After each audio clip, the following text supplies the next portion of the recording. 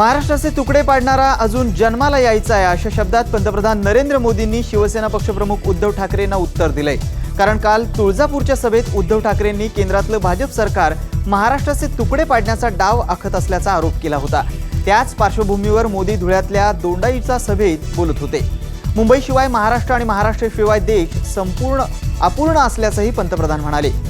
वेगळ्या विदर्भाला भाजपचा पाठिंबा आहे। काँग्रेस आणि राष्ट्रवादीनेही अगोदर त्याच बाजूने भूमिका घेतली होती, पण नंतर त्यावर त्यांनी सावध भूमिका घेतली आहे। त्यानंतर आता राज ठाकरे आणि उद्धव ठाकरे हे दोघेही जण संयुक्त महाराष्ट्राचा मुद्दा प्रचारात आणतायत।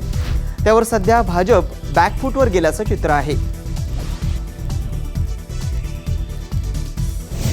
शिवसेनेचं मुखपत्र असलेल्या सामनातून आज पुन्हा पंतप्रधान नरेंद्र मोदींवर टीका करण्यात आली आहे। भारतीय जनता पक्षाकडे मोदी यांच्याशिवाय दुसरे कोणतेच नाणं नसल्यानं त्या नाण्याचा खणखणाट करत भाजपवाले राज्यभर फिरतायत अशी टीकाही शिवसेनेनं केली आहे।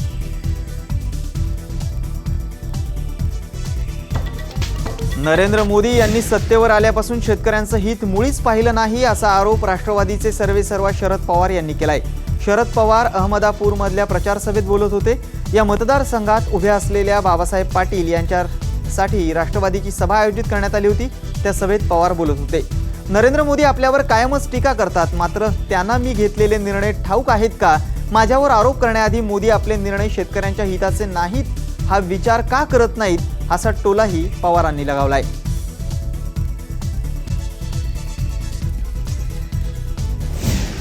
राष्ट्रवादी काँग्रेसच्या नेत्या खासदार सुप्रिया सुळे यांनी भाजप आणि नितीन गडकरींवर टीका केली आहे। केंद्रीय वाहतूक मंत्री नितीन गडकरींनी नुकतंच खा प्या मजा करा असं वादग्रस्त विधान केलं होतं।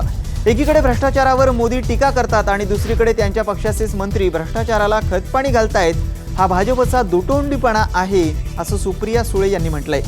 राष्ट्रवादीने या विधानाची गंभीर दखल घेतली असून प्रसंगी न्यायालयातही जाऊ असा इशारा खासदार सुप्रिया सुळे यांनी दिलाय। या संबंधी तक्रारीची दखल घेतल्यानंतर त्यांनी निवडणूक आयोगाच्या कारवाईबाबत समाधान व्यक्त केलंय।